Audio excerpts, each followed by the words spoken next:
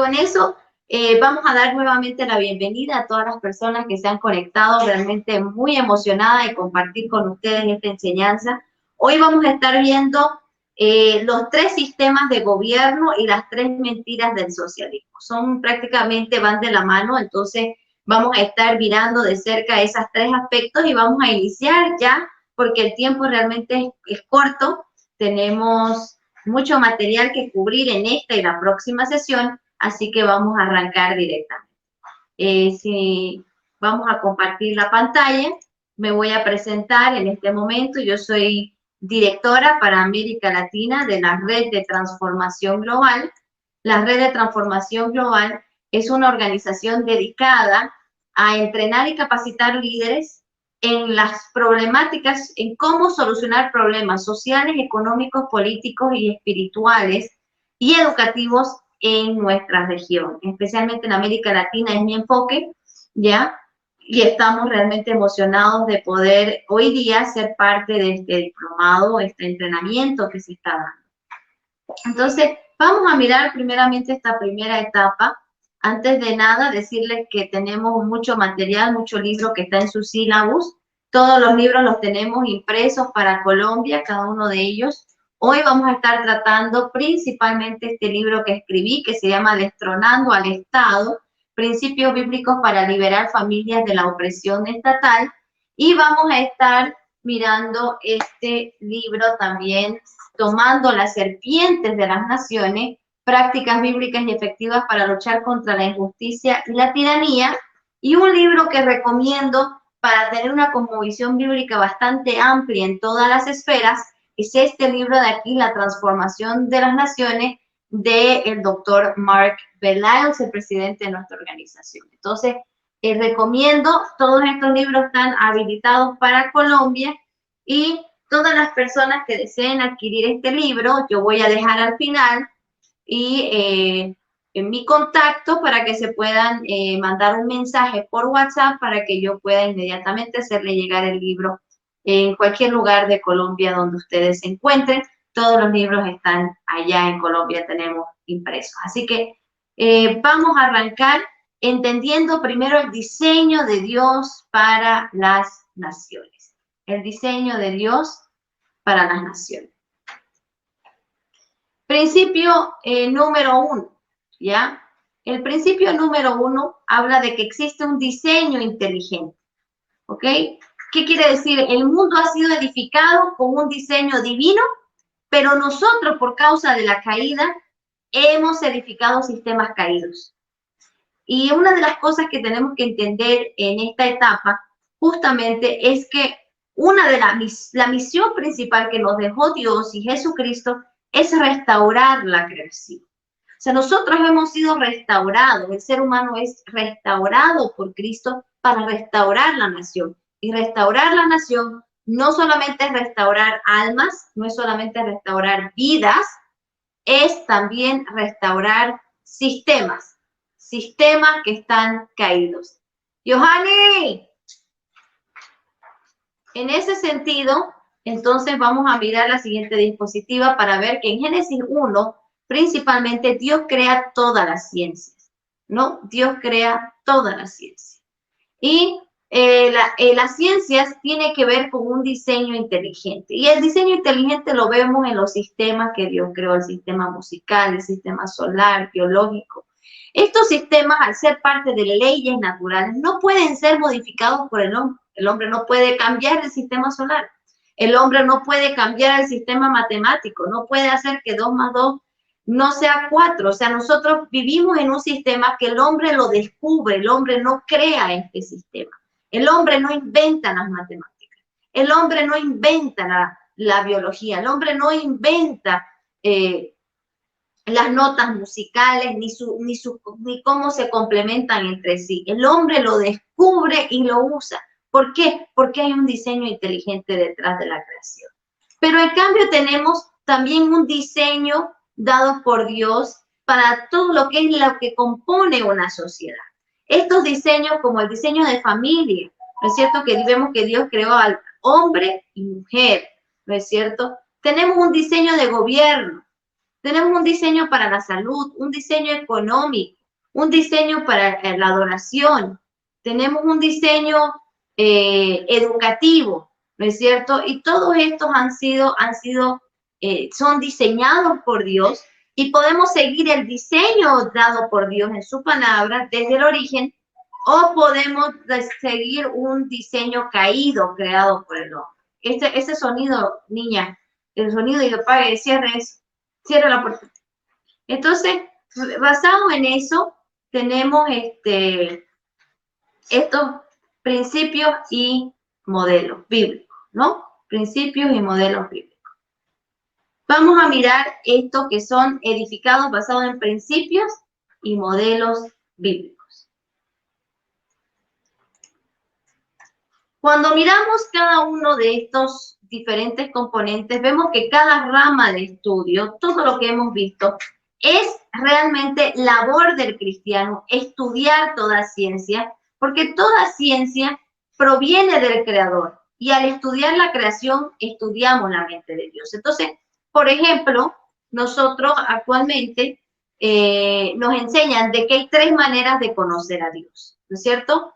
Una manera de conocer a Dios es mediante la oración. Una segunda manera de conocer a Dios es mediante la lectura de la Biblia. Pero una tercera, que es la que menos a veces enfatizamos, y me parece que es un error, es que conocemos a Dios mediante la creación. Cuando estudiamos la creación, estamos estudiando la mente de Dios. Albert Einstein dijo de manera muy, muy linda, muy hermosa, dijo lo siguiente: quiero saber cómo Dios creó este mundo. No me interesa este o aquel fenómeno en el espectro de este o aquel elemento. Quiero saber sus pensamientos, el resto son detalles. Entonces, esto fue una de las famosas célebres de justamente de Albert Einstein. Luego tenemos también a Joseph Hudson Taylor, que dijo: un descubrimiento científico es también un descubrimiento religioso. No hay conflicto entre ciencia y religión. Nuestro conocimiento de Dios se hace más grande con cada descubrimiento que hacemos sobre él. Entonces, efectivamente, si queremos conocer a Dios, hagamos más descubrimientos científicos. ¿Por qué traigo esto ahora en este diplomado, especialmente en esta etapa de gobierno civil? Porque tenemos una gran responsabilidad. La responsabilidad de entender de que si no conocemos estos sistemas que Dios creó, no estamos estudiando el siglo, no estamos enfatizando cómo podemos entender la Biblia para conocer estos sistemas. Lo que sucede es que muchas veces perdemos una parte de la esencia y del carácter de Dios, que es tan importante para nosotros en nuestra vida cristiana. En este sentido, cuando Dios termina de crear la creación, lo sella de una manera. Es como cuando usted hace un invento y luego lo patenta, ¿no es cierto? Es una patente para que nadie más pueda robar, distorsionar ni usar su patente. En este caso, la patente de Dios somos todos nosotros. Estamos patentados por Dios. Fuimos creados por Dios y somos suyos. Pero como el invento es de Dios, nadie tiene derecho a poder comer del árbol de la ciencia del bien. Solo Dios le corresponde decidir lo que es bueno y lo que es malo. Al hombre no tiene el derecho de decidir sobre lo que es bueno y sobre lo que es malo. El día que el hombre quiera ser la fuente del conocimiento y de alterar el conocimiento, alterar los sistemas, decir, bueno, esto no me agrada, lo vamos a cambiar, y empiece a edificar contra el diseño de Dios, estamos poniéndonos por encima de Dios y terminamos haciendo algo que es lo mismo que Eva. ¿Y qué fue lo que ella hizo? Y ellos hicieron: comer del árbol de la ciencia del bien y del mal. Creer que nosotros podemos decidir lo que es bueno y lo que es malo. Muchas veces tenemos ideas muy buenas y esto nos va a pasar, va a ser para muchos ideas muy fuertes, muy nuevas cuando tocamos el tema del gobierno civil. ¿Por qué? Porque como muy poca enseñanza se ha dado sobre este tema en nuestros seminarios, en nuestros institutos, en nuestras universidades, A la hora de la verdad, cuando queremos realmente conocer o tratar de incursionar en los temas políticos y sociales, lo hacemos igual que el mundo porque no hemos recibido un entrenamiento bíblico. ¿Y qué es lo que normalmente pasa? Cuando lo hacemos, creemos que algo es bueno y suena bueno, estilo lo que le prometió a Eva, mira, esto es lindo, es bueno, parece muy hermoso, pero a la hora de la verdad, nosotros no podemos jugar, tenemos que estudiar, tenemos que conocer el diseño. No podemos nosotros transgiversar, distorsionar con nuestras ideas, muchas veces, por más buenas que sean, un diseño dado por Dios. ¿Qué es lo que nos toca hacer? Someternos a la ley de Dios y creer que su palabra es verdad. Y eso es muy difícil muchas veces en campos donde no, especialmente en campos donde no hay, ¿cómo lo puedo decir? Campos donde no se puede usar el método científico. Por ejemplo, yo sé que algo funciona porque uso el método científico. 100 veces puedo agarrar el lápiz y las 100 veces va a caer al suelo, hago una observación, una hipótesis y hago mis conclusiones. Pero en la política o en temas sociales, donde la manera correcta es probar si algo funciona. Si funciona y si funciona bien, probablemente está direccionado a una manera bíblica, y si no funciona, entonces probablemente no es bíblico. Pero eso no va a ser suficiente para llegar a la verdad. Para llegar a la verdad, a la fuente de la verdad, tenemos que ir a la Biblia. Tenemos que ir al diseño de Dios.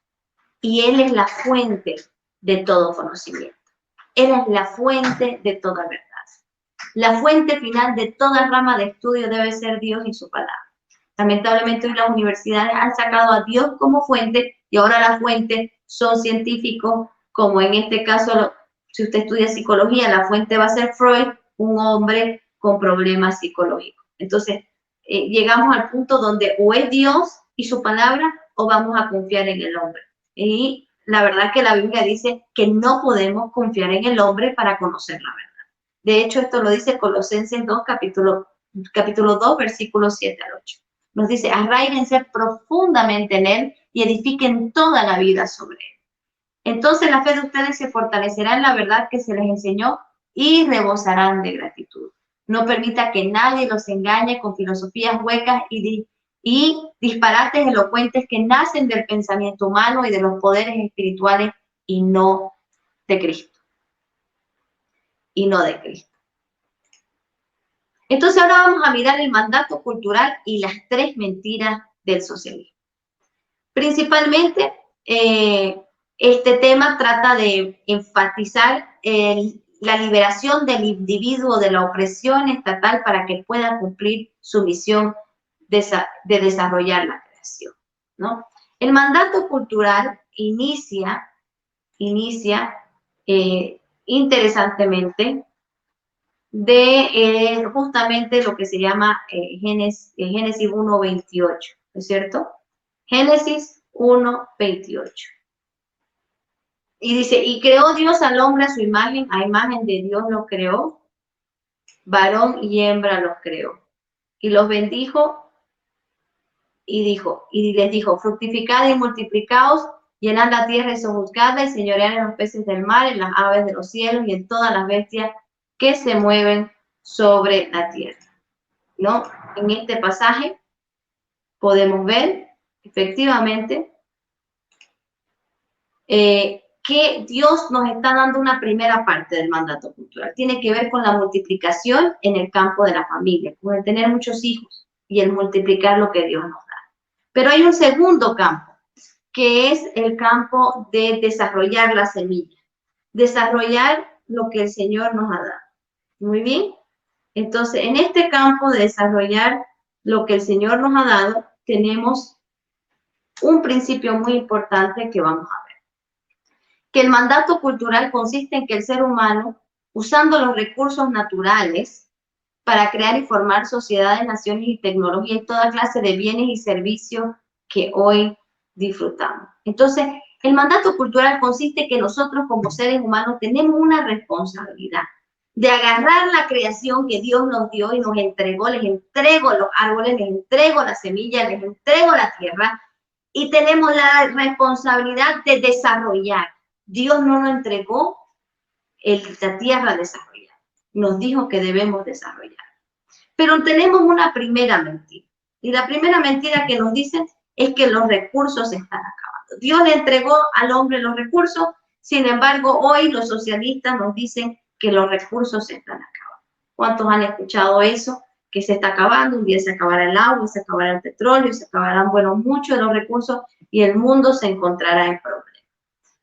Primeramente debemos entender de que si yo creo en que Dios es un Dios todopoderoso, que nuestro Señor es un Dios poderoso, entonces tenemos que entender de que efectivamente debemos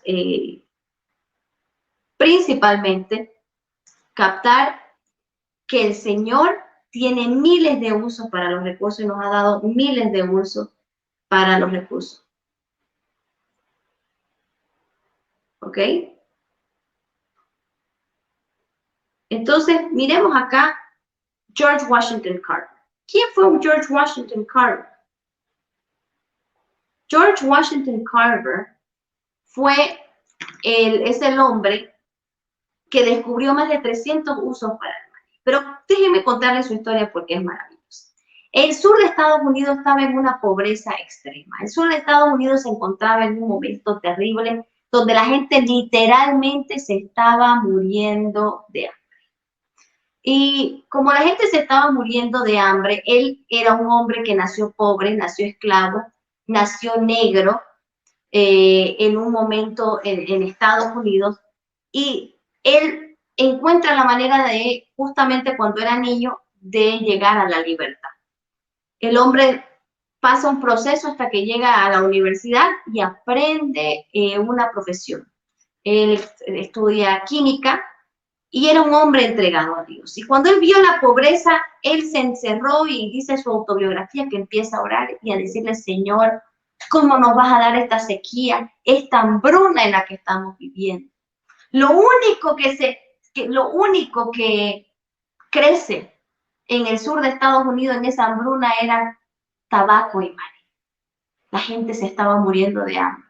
El maní no era alimento para que la gente pueda sobrevivir. Entonces, él mientras le reclamaba a Dios, dice que escucha una voz que le dice, George, no te puedo decir todas las razones por las cuales creé el maní, porque no entrarían en tu mente. Descompone el maní. Entonces George empieza a descomponer el maní y en ese proceso de descomponer el maní descubre 300 usos. Saca las resinas, los aceites,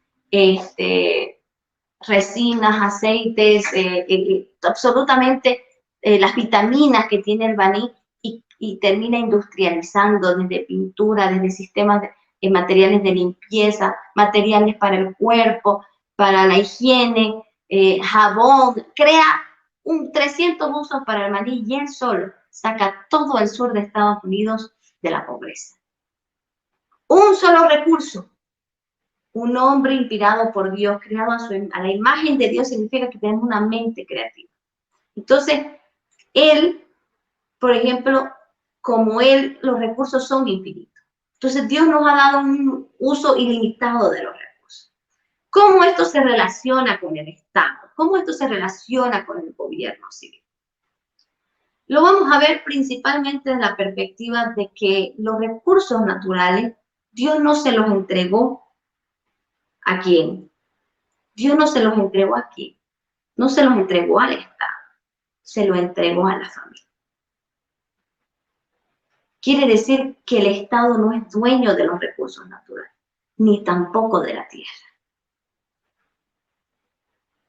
Y quiero hacer una pausa ahí porque las implicaciones políticas en las políticas públicas de nuestras naciones con esta frase de un versículo tan conocido son gigantes, son inmensas. El hecho que Dios nos entregó a nosotros, a la familia, los recursos y la tierra, significa de que la familia es responsable del desarrollo económico de nuestra nación. Entonces, esto nos quiere decir que hay 3 impuestos que no son bíblicos. De manera sencilla lo podemos deducir y seguramente Denis, cuando entremos a la parte económica, va a entrar más en detalle que lo que yo voy a hacer hoy día, pero es importante que estos conceptos, mientras los vamos tocando en la Biblia, paremos solo para mencionar. Impuestos no bíblicos es el impuesto al trabajo. Dios nos dio el trabajo, no nos lo dio el Estado, tenemos manos, tenemos pies, el impuesto a la tierra, a la vivienda y el impuesto a la herencia. Si Dios nos pide el 10%, que es el diezmo, más allá de tu doctrina, si crees en el diezmo o no, sabemos que en algún momento Dios pidió el 10%. ¿Cómo el gobierno puede pedir más que Dios? Y el gobierno que te pide más también te va a pedir lealtad. Y esto es idolatría en la Biblia. La idolatría que Dios más se enoja y más condena es la idolatría al Estado. 2, impuestos a la propiedad. Por no pagar impuestos, las propiedades pueden ser quitadas. El gobierno no tiene derecho a este tipo de impuestos y el principio es que el dominio de la tierra es de Dios. Hacer esto es robo y está específicamente prohibido en la Escritura. 3, impuesto a la herencia. La Biblia no permite que el Estado le quite el fruto del trabajo a una persona que esté viva o esté muerta. En una economía cristiana, los niños serán más ricos que sus padres, porque el Estado no echará mano en la herencia y sobre todo el patrimonio de la familia. Entonces, este va a crecer. Mentira número 2, que está relacionado con el mandato cultural. Estamos sobrepoblando la tierra. ¿Qué dice el mandato cultural? Nos llama a ¿qué? A llenar la tierra. Vamos a decirlo de una manera coloquial. Nos llama a tener muchos hijos. La Biblia nos llama a tener muchos hijos. Hoy día los cristianos no quieren cumplir Génesis 1:28. No quieren tener muchos hijos. Hay gobiernos que hoy día están prohibiendo la cantidad de hijos. Los ven ahora como una carga. Si los vieran como una bendición, no limitaríamos la cantidad de hijos que tuviéramos. No diríamos, ay, solo voy a tener 1, solo voy a tener 2. Sé que hoy día los hijos son caros. Son caros porque estamos viviendo en un sistema donde los hijos no producen riqueza a los padres como antes lo hacían. Y bueno, ese es para un tema de familia que no voy a entrar en detalle, pero sí el libro lo menciona de manera un poco más específica este tema. Muchos cristianos abandonan a sus hijos en los colegios. ¿Y qué pasa? El Estado los educa. Y no nos debe sorprender que cuando crecen nos dicen, no te metas en mi vida, no me conoces. ¿Por qué? Porque el Estado los entrenó. No hay forma más bíblica que a tener muchos hijos para poder expandir el reino de Dios. Hoy día Europa, Japón, sus tasas de fertilidad han bajado al reemplazo, quiere decir, están disminuyendo. Va a llegar a ser esto un holocausto personal, lo que estamos haciendo en muchas naciones. Y en Europa es peor porque los musulmanes se están multiplicando tanto, están teniendo tantos hijos, que se estima que en pocos años Europa va a ser mayoritariamente musulmana porque los europeos no tienen hijos y los musulmanes tienen de a 7 y de a 8. Y a veces más. La Biblia dice de que una estrategia de Dios para liberar al pueblo de Israel y para ayudarlo fue tener muchos hijos. ¿Por qué en Egipto el faraón le tenía miedo? Porque se habían multiplicado. ¿Dónde? En la esclavitud. ¿Dónde Dios, el profeta también les dijo que se multipliquen? En el exilio. Entonces, en las peores circunstancias fue cuando Dios los mandó aún más a multiplicarse. ¿Cuánto más en las circunstancias que hoy vivimos? Y mentira número 3, estamos sobrecalentando la tierra. Solo para mencionar algunos datos, al principio del siglo XX, los científicos decían que venía la era del hielo. Hace 100 años prácticamente, los científicos tenían a la gente alborotada que se viene la era del hielo. Ahora, 100 años después, no llegó la era del hielo, se viene el calentamiento global. Hoy han descubierto que la Tierra ya no se está calentando nuevamente, de hecho ha estado enfriándose en los últimos años. Han cambiado el discurso de calentamiento global a cambio climático, porque ya la Tierra no se está calentando. De hecho, este invierno fue el peor invierno, una catástrofe en Estados Unidos con el invierno, donde los niveles del frío llegaron como hacía mucho no habían llegado, o sea, que fue un invierno atroz. De calentamiento global no hubo nada, no ha habido nada en este invierno en Estados Unidos. Miremos esto, por ejemplo. Las vacas son el contaminante número 1 en el mundo, tanto hablan de calentamiento global. De hecho, actualmente las vacas emiten demasiado, mire, 250, 500 litros de metano al día. Ellos son los principales contaminantes en el mundo. Las vacas, no los automóviles, las vacas. El calentamiento global es una excusa que tienen hoy los socialistas para limitar la soberanía de las naciones y justificar una agenda mundial económica, social y política.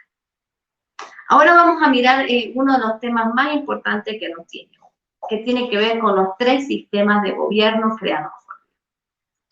Y esto es muy importante porque cuando nosotros pensamos en gobierno, entonces, cuando nosotros vemos el tema de gobierno civil, debemos ver el tema de gobierno como 3 niveles de gobierno. Muy bien, el gobierno propio, el gobierno familiar y el gobierno civil. Son 3 niveles de gobierno, que es muy importante para que entendamos. ¿Por qué? Porque siempre solo pensamos en el civil y no nos damos cuenta que Dios ha creado diferentes sistemas de gobierno, incluido el gobierno para la iglesia, que no lo vamos a tocar en esta oportunidad, pero es importante que lo veamos. En el inicio Dios no dio a ningún hombre la responsabilidad de gobernar a otro hombre. Como no había pecado, no había necesidad de un gobierno familiar ni un gobierno civil. Entonces, en el inicio no necesitábamos un gobierno exterior porque el hombre se autogobernaba. Yo me gobierno a mí mismo, yo me gobierno con Dios. ¿Ok? Eso es muy importante. Entonces, esto para que nosotros entendamos de que el hombre simplemente, el autogobierno consiste en que Dios le dio al hombre la capacidad de controlar su cuerpo y de controlar su vida, ¿no? De controlarse a sí mismo. Y al principio no necesitábamos nosotros algo exterior, porque éramos perfectos, nacimos sin pecado. Pero cuando el hombre cae, el hombre pierde esa capacidad de gobernarse a sí mismo. Y a partir de ahí llegamos a la primera poligamia, al primer asesinato, a la naturaleza pecaminosa del hombre, llegó a la corrupción y a la propagación del mal. Debemos tener, ¿qué es lo que debemos tener? Gobierno propio es lo que debemos tener, autogobierno. Entonces, en este sentido, vemos de que el gobierno propio empieza, incluso es enfatizado después de la caída. Porque después de la caída, Dios aún le pide le pide a Caín, cuando quería matar a su hermano Abel, que él tenía que guiarse por ese estándar. Él tenía que cumplir con este autogobierno. Que aunque había pecado, él tenía que dominar su cuerpo. ¿Por qué estás tan enojado?, le preguntó el Señor a Caín. ¿Por qué te ves tan decaído? Serás aceptado si haces lo correcto, pero si te niegas a hacer lo correcto, entonces ten cuidado. El pecado está a la puerta, al acecho y ansioso por controlar, pero tú debes dominarlo y ser su amo, ¿no? Entonces eso es muy importante.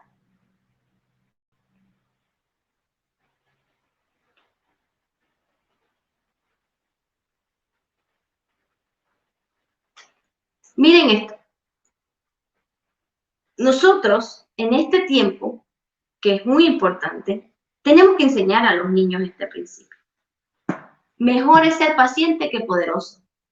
Más vale tener control propio que conquistar una ciudad. Este proverbio 16:32 es que ahora cuando vamos a recorrer las ciudades del mundo, vemos una estatua al hombre, que este hombre conquistó la ciudad, este hombre liberó la ciudad. ¿Pero qué pasó? Lo que pasó fue lo siguiente. Ese hombre es alabado, es exaltado. ¿Por qué? Por su fuerza física o por su fuerza militar que tuvo en su momento o por su astucia. Pero hoy no estamos realmente enseñando el valor de lo que significa tener una perspectiva, una enseñanza y valorar en nuestra cultura la persona que se gobierna a sí misma. Imagínense una estatua, papi, ¿qué es esa estatua? Ese es el hombre que se gobernó a sí mismo. Ese es el hombre más poderoso que ha tenido este país. El hombre que no cayó en corrupción, el hombre que no cayó en engaño, en soborno, el hombre que pudiendo, que estuvo en cargos públicos y manejó millones de dólares o miles de millones de dólares y no robó. Y no hizo malversación de fondos. En otras palabras, la Biblia dice que el más poderoso es el que se gobierna a sí mismo. El autogobierno es el principal sistema de gobierno que existe y que seguirá existiendo. Es el gobierno, vamos a decir así, todos decimos que hay una tensión hoy día en el mundo, se habla de la tensión entre el gobierno central y el gobierno local. Y siempre sabemos que mientras el gobierno esté más cerca del pueblo es mejor. Pero el gobierno que está más cerca del pueblo es el autogobierno. Es el gobierno que cada ciudadano ejerce para controlarse a sí mismo, para dominarse a sí mismo. Ese es el gobierno que cada uno ejerce. El mejor sistema de gobierno es el autogobierno. Vamos a mirar las implicaciones de esto en el gobierno civil. Por ejemplo, las naciones que tienden los ciudadanos a ser a tener menos gobierno propio, ese gobierno propio que no tienen, por default, lo ceden al gobierno central. Entonces, en un país donde la gente, como vamos a ser sinceros, en América Latina, donde la gente normalmente no tiene mucho autogobierno, la gente no echa la ley, le buscamos la trampa. Entonces, en países como el nuestro, en la región como la que vivimos nosotros, en América Latina, tenemos gobiernos muy grandes. ¿Por qué? Porque como el hombre siempre está buscando cómo saltar la ley, el gobierno siempre está creando leyes para perseguir y limitar la conducta del hombre. ¿Qué ocurre en estos países como el nuestro? Perdemos libertad. Entregamos nuestra libertad porque nos portamos mal. Es igual que lo que sucede en la casa con un niño. Si el niño se porta mal, miente, no hace la tarea, ¿qué va a pasar? Va a haber más control externo, más la mamá lo va a vigilar para ver que debe hacer lo correcto. Pero ¿qué pasa cuando hay un buen gobierno interior? El niño va a gozar de más libertad y la mamá le va a dar más libertad. En otras palabras, cuando los ciudadanos tenemos más gobierno propio, el gobierno se hace más pequeño, lo fiscalizamos más y le exigimos que no se meta en nuestras vidas, que no se meta en la jurisdicción que no le compete. Por ejemplo, que no se meta en la familia, que no se meta en nuestra vida personal, porque nosotros tenemos autogobierno, porque nosotros no necesitamos del Estado. No somos dependientes del Estado. Thomas Jefferson dijo, es necesario que el Estado dependa de los hombres, pero no que los hombres dependan del Estado. Entonces el autogobierno es un principio muy importante que tenemos que rescatar como el primer sistema de gobierno creado por Dios y el más importante, porque es el que está más cerca del pueblo, es el que está dentro de cada uno de nosotros. Si todos nosotros nos portáramos bien, no necesitaríamos gobierno exterior. Pero todos sabemos que no existe gente mala, ¿cierto? Sabemos que existe gente mala. Pero también sabemos que nosotros, de alguna manera, somos seres caídos. No somos perfectos. Y Dios, entendiendo esto, cuando Él vio que hubo la caída, Dios establece el segundo sistema de gobierno. Entonces, quiero que quede claro, el segundo sistema de gobierno es producto de la caída. O sea, en el principio, cuando no había caída, no necesitábamos ni gobierno familiar ni gobierno civil. ¿Por qué? Ya expliqué por qué. Porque realmente no necesitamos, porque cada persona era perfecta, se autogobernaba. Entonces, el gobierno familiar nace a causa del pecado. Entonces, Dios lo describe el gobierno familiar y le dice así a la mujer. Cuando la mujer cae, cuando Adán y Eva caen, Dios describe y para mí prescribe y describe el gobierno familiar. Esto es importante porque he escuchado por ahí algunas prédicas de algunos pastores o de algunas personas que a veces dicen que dónde estaba Adán, que por qué no la dejó solo a Eva o por qué no,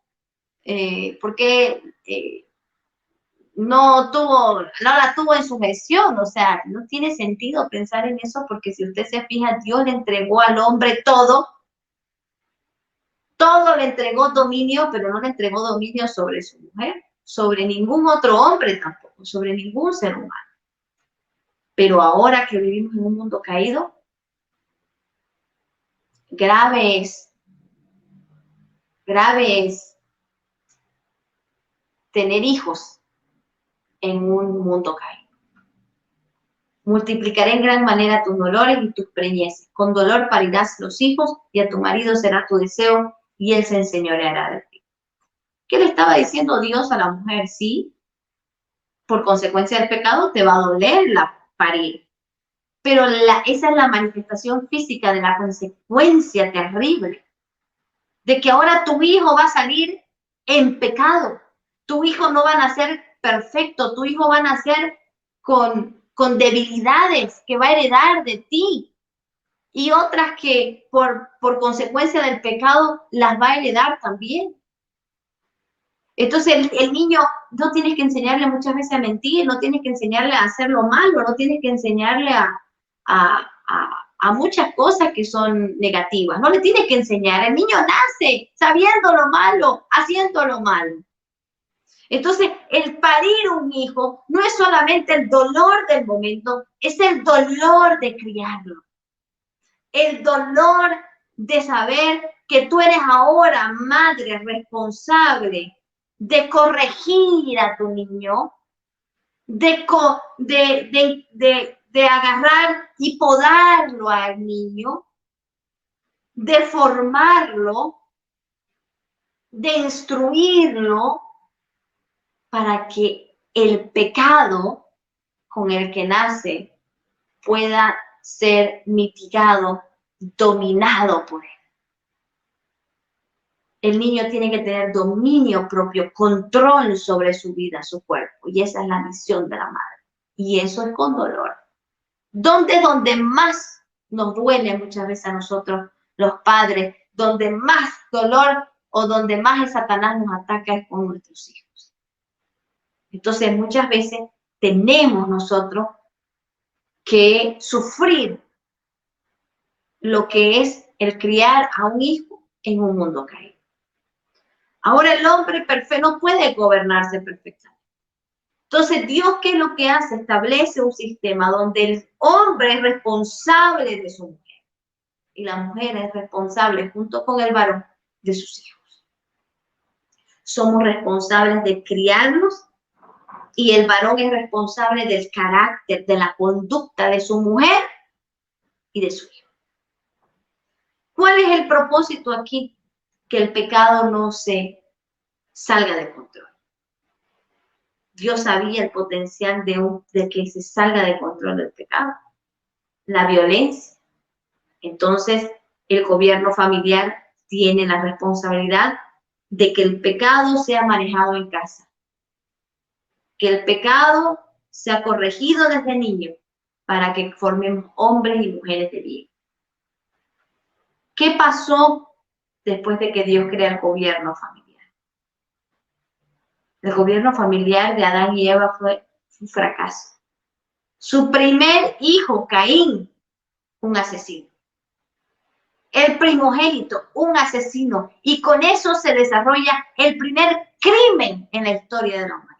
Y como no había policía, ¿qué pasó? Tuvo que venir Dios, ¿no es cierto? Dios personalmente tuvo que venir ¿a qué? A mitigar eso. Dios personalmente tuvo que actuar y prácticamente castigar a Caín. Pero la verdad es que Adán y Eva en la primera generación tuvieron un asesino en casa. Y lo peor es que las siguientes generaciones multiplicaron el pecado.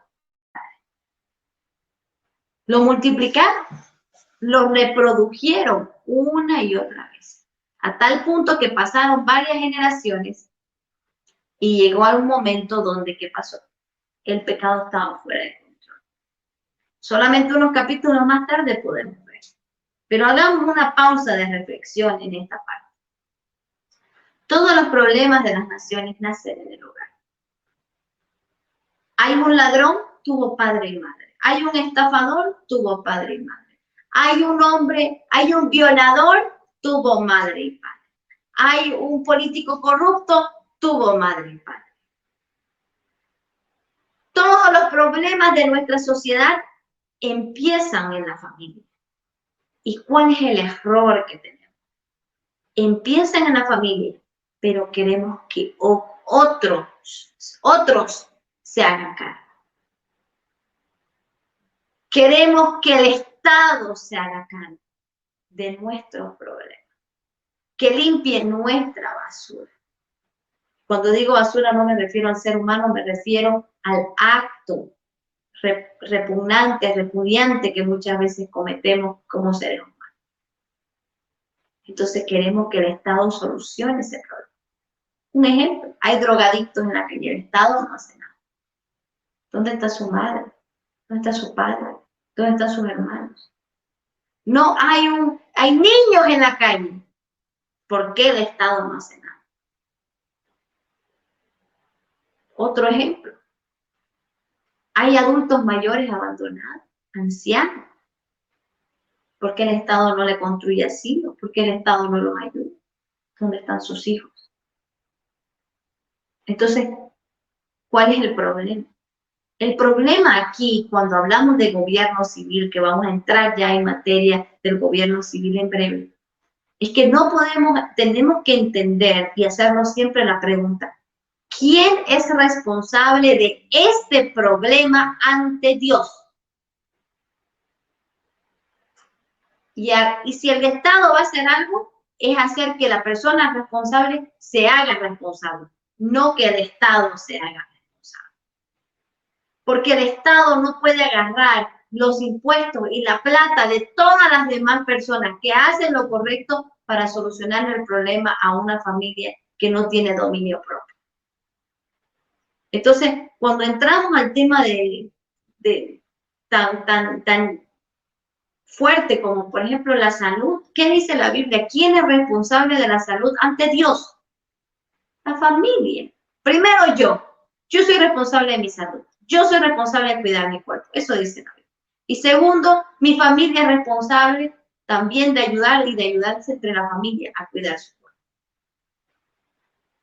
Si yo soy una mujer negligente, que no cuido mi cuerpo y que por eso me da enfermedad grave, ¿es correcto que otro tenga que pagar?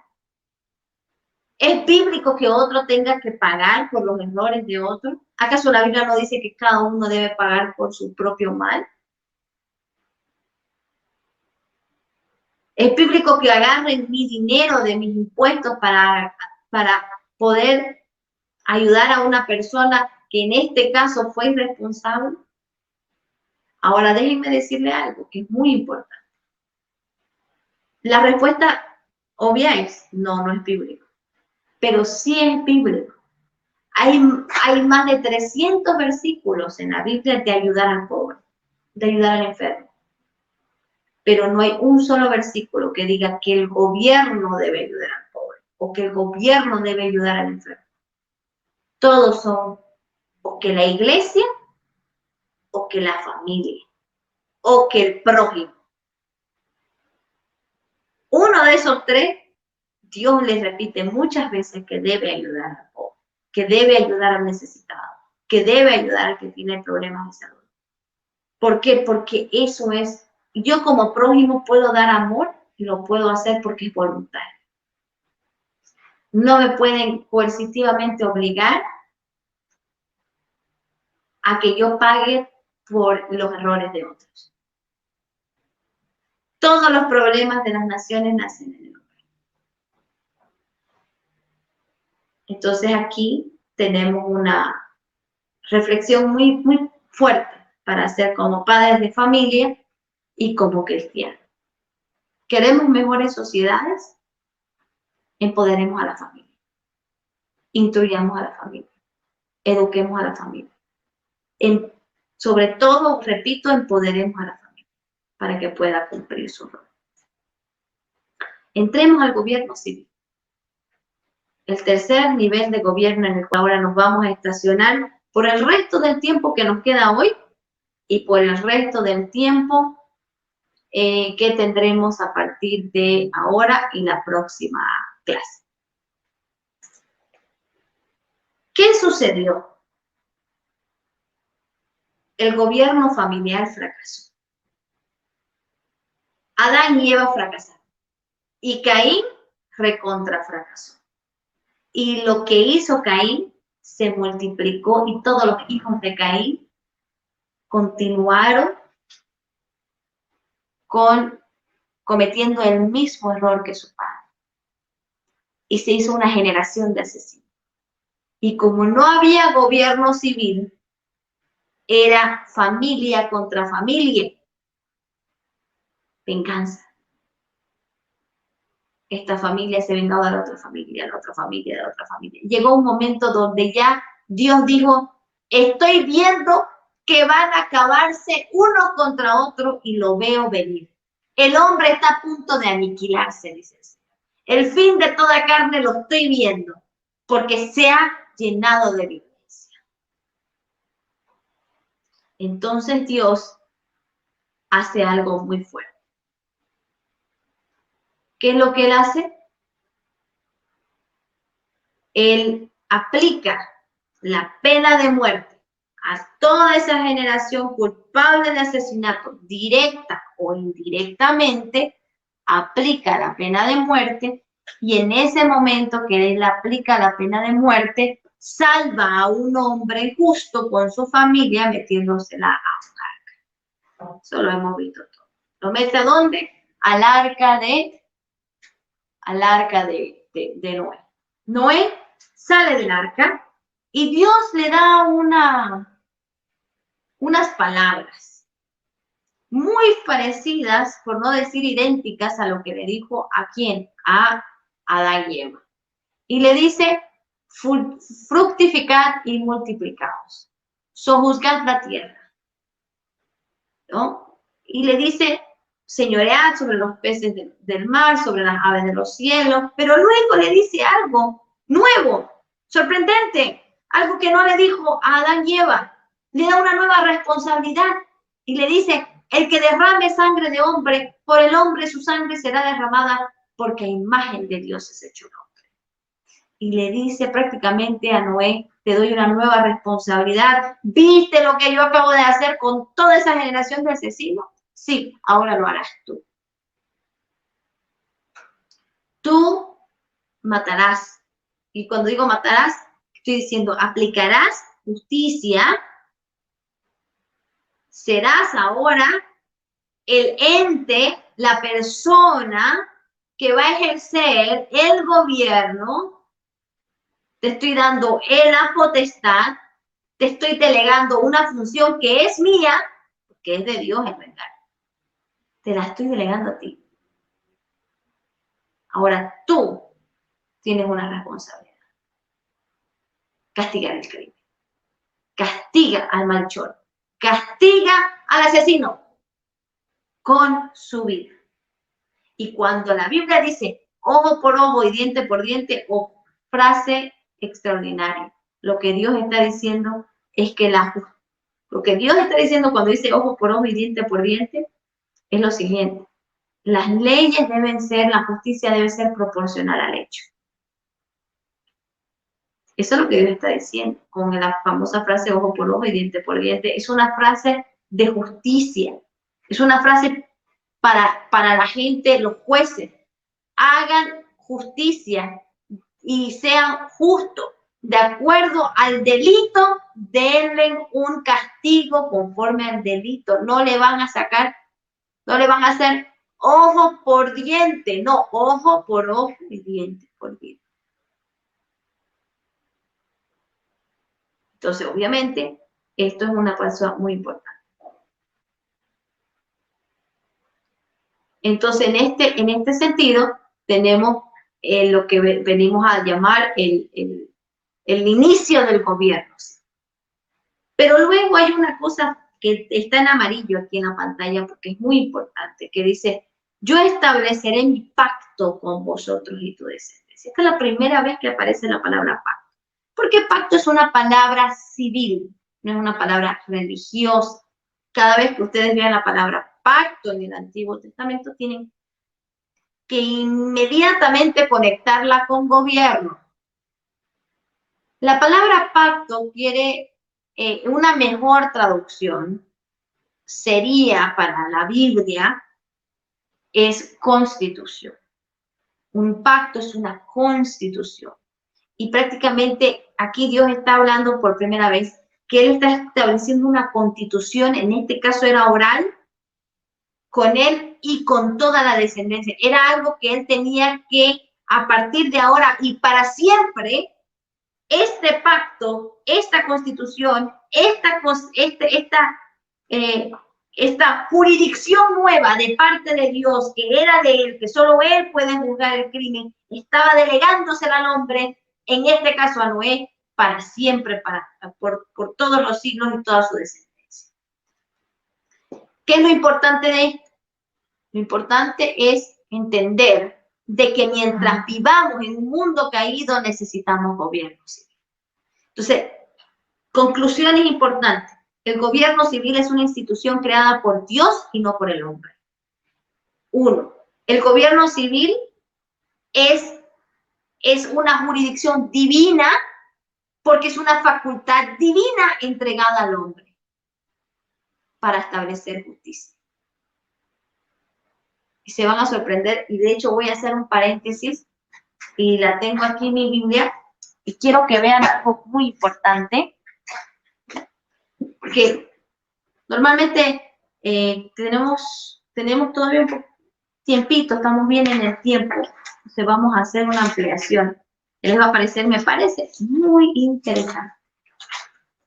Ustedes conocen el famoso versículo, y ahorita vamos a entrar en este famoso versículo que está en Romanos. Ahorita vamos a entrar en este versículo, donde habla específicamente de que el propósito del gobierno civil es ¿qué?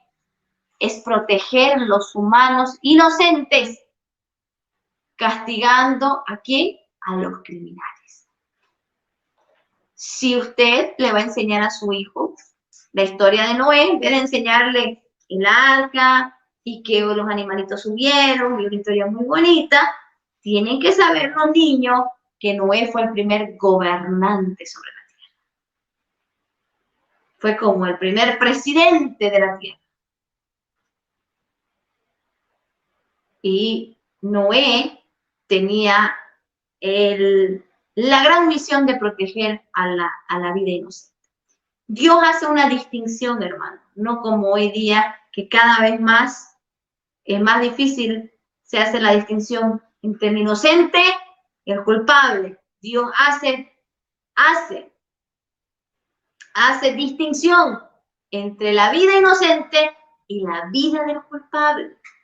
Dios hace esa distinción. Dios quiere proteger la vida del inocente. A mí me gusta un pasaje muy hermoso que habla del amor de Dios para nosotros, muy famoso, Juan 3:16, que dice: de tal manera amó Dios al mundo que nos ha dado a su único Hijo, para que todo aquel que en él crea no se pierda, mas tenga vida eterna. Pero hay un versículo muy hermoso, este versículo, que nos habla de que Dios nos ama tanto que nos rescató. Vino Cristo. Cristo vino a la tierra. Murió para que nosotros podamos tener la vida eterna. Pero ¿por qué no decir también: de tal manera amó Dios al mundo que nos ha dado gobierno civil para protegernos en la tierra hasta que lleguemos al cielo? ¿Cómo serían nuestras naciones si no hubiera gobierno civil? Muchos de nosotros, cuando pensamos en gobierno, no asociamos gobierno con amor. Nuestra mente no hace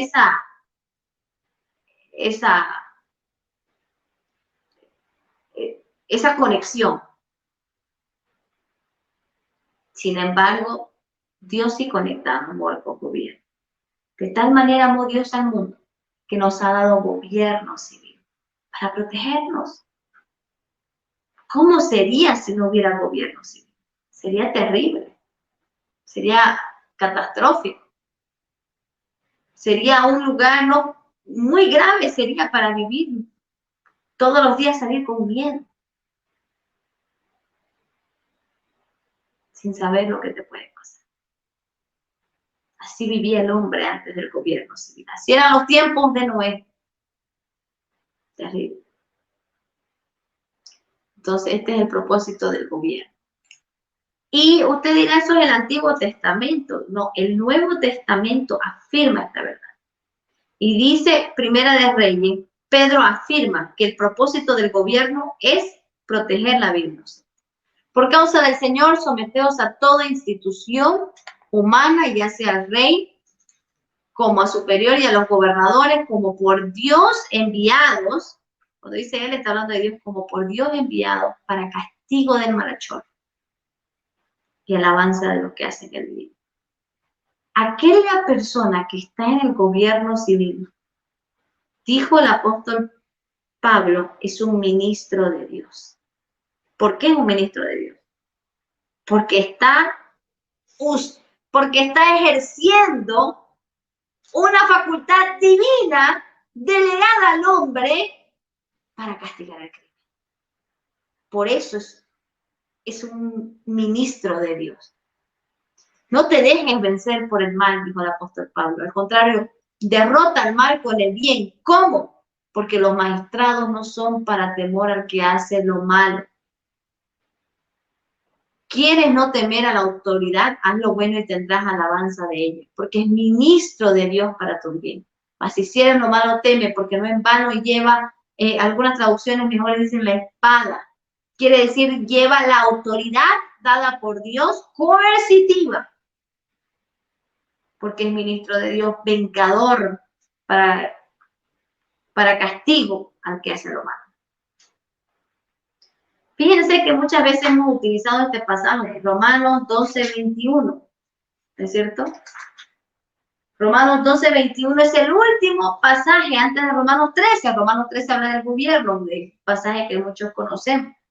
Pero lo que tenemos que recordar es que la Biblia no tiene versículos y capítulos en el original. Por lo tanto, Romanos 12:21 es parte de la idea de Romanos 13, donde dice: no te dejes vencer por el mal, al contrario,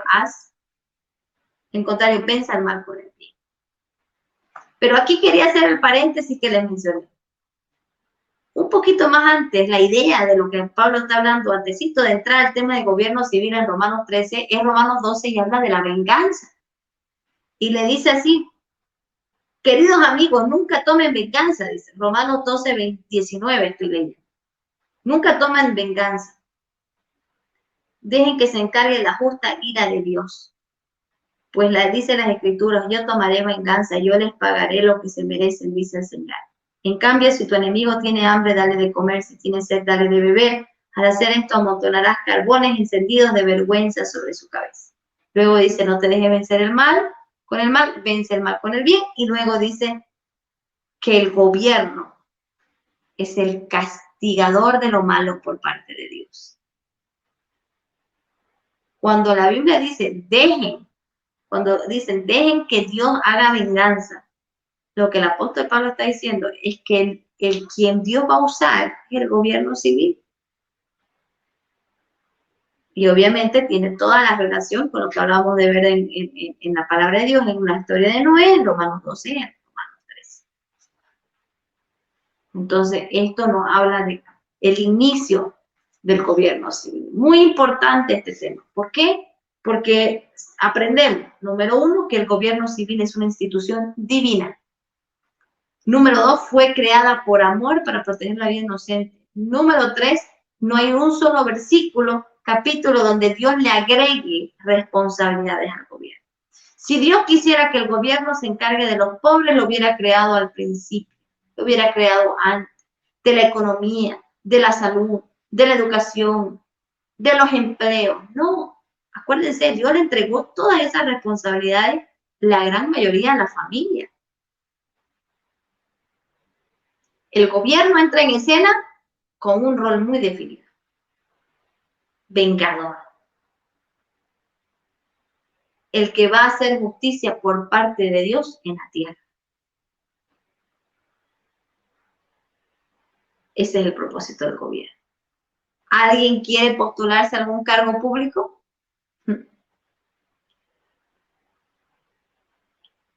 Ese es su rol. Ese es su llamado. Es un agente de Dios para vengar al malhechor. ¿Saben cuando en un momento de mi vida, cuando tuve el honor de poder ser ordenada pastora, realmente fue como una bendición, como algo muy santo, como que yo me sentía que no lo merecía. Cuando leo este pasaje, realmente ser ordenado un ministro de Dios en el campo del gobierno es algo tan santo.